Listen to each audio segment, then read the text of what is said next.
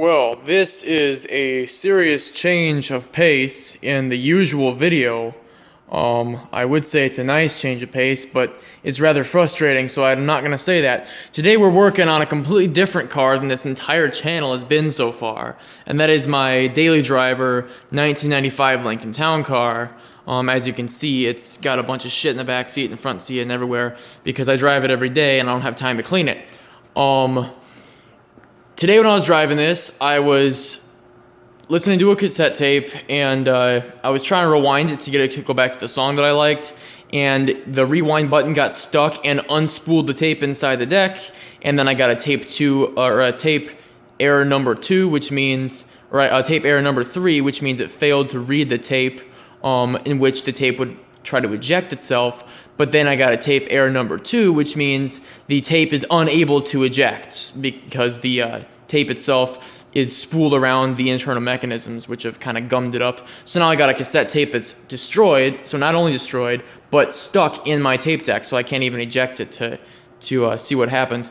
So what you're going to want to do with this is I have a spare radio right here that didn't work. It was from a Ford Mustang that a friend of mine had. And I replaced the radio for her, and this is the radio that came out of that. So the tape deck doesn't work. I took it apart just to see what I was looking at before I take the one that actually matters. So this car has a factory amp, premium sound system, and it also has an anti-theft system, which you have to unhook the battery for. So I unhooked the negative side of the battery. Hopefully that'll be enough. It doesn't say in the owner's manual how to deactivate the theft deterrent system, and I don't know for sure, if this is going to work, but General Motors cars, you disconnect the negative terminal on the battery, so that's what I've done with this one. The tools that you're going to need to do this are going to be two simple things. This Torx bit, it's a very small one. It's a TX8. So TX10 is the the smallest size you're going to get in the little nut driver packs that you can buy.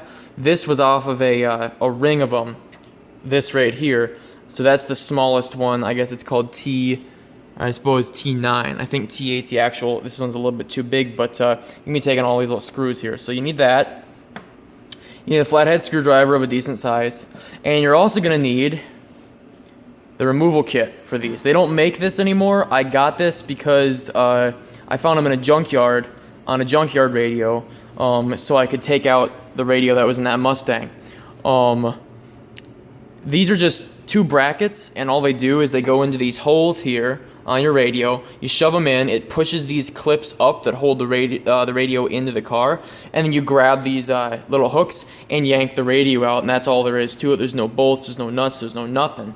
It's just these two brackets. If you don't have these, you're going to have to take off the dash face, you're going to have to take off the door trim on the outside or around the bottoms of the doors and stuff. Take off all that, take the A-pillar covers off, take the dash face out, take everything apart, because you're going to have to get back behind the faceplate of the radio and pry these tabs up with a screwdriver. So if you don't have this kit, this is going to be a difficult job for you.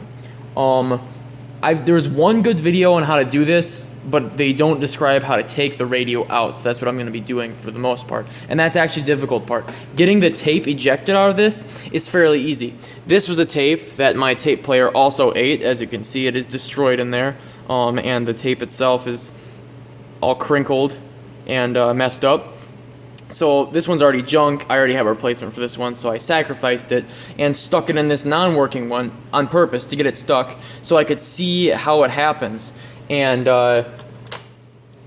getting it back out was fairly easy. All I had to do was take that top panel off of the radio, and if you want, which you don't have to, but if you want, this is the actual tape deck inside of it there that you can take out with 4 screws. They're fairly hard to get to, but that's okay. So, first thing first, disconnect the battery, which I have already done.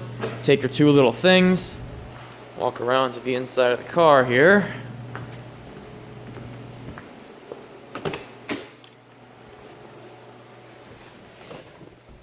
So this is what I'm dealing with here. And I wish I hadn't disconnected the battery so early so I could show you. But that's the tape. It's stuck down in there.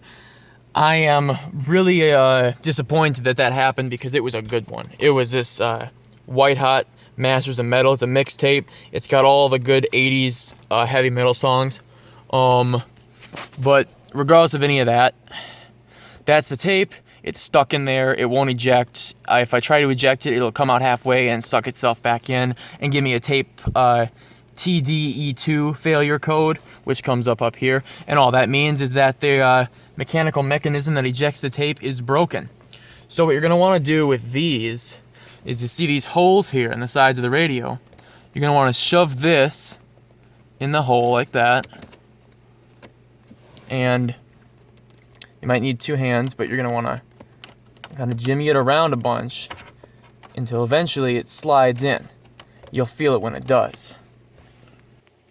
So I've got number one in here. I did take two hands. I had to slam it in, but as you can see, that's in there now. Number two is a little bit more difficult. You got to jimmy it around, kind of shake it a little bit, jam it in. Oh, it clicked on the bottom, so just keep on going. Just like that. See that? Now number two is in. And see, when I pull on this, the whole radio comes with it. So now I got to put the camera down again so I can pull this out. But you grab these on with your index fingers, right hand, left hand there, and pull it straight out. Alright, so this is actually probably going to end up being a part 2 video. Because I cannot get this, and I'm going to have to get my flashlight in here and get a screwdriver and try to flip up the tabs manually. Because I've got it to the point where it'll come out like that, right? I can pull it out, and I can almost see the tabs inside there, but I can't see without the light. And if I put the camera down on pause mode for more than like a 5-minute time period, it automatically ends the video anyway, and I don't have the skills to edit 2 separate videos together. So it's going to end up being a part 2 deal. But what you're going to want to do, and I'll explain this in the next video once I get this, but you're going to want to pull it out like that, so you can get a screwdriver in this gap here, push the tabs down, it's going to pop, disengage this side, you're going to pop it out, and then with the other side, it's the same deal. You're just going to want to push in that side, pop out that side, and do the same thing over here. You can hear it clicking, it wants to come out, but when I'm pulling it, it's yanking on this whole panel here, and we don't want that to crack and break. So I'm going to try doing this kind of a crappy way. That Mustang that I had, or that I did this on, it just pulled right out, but this one obviously doesn't want to, so I will tell you how I did that in the next video here.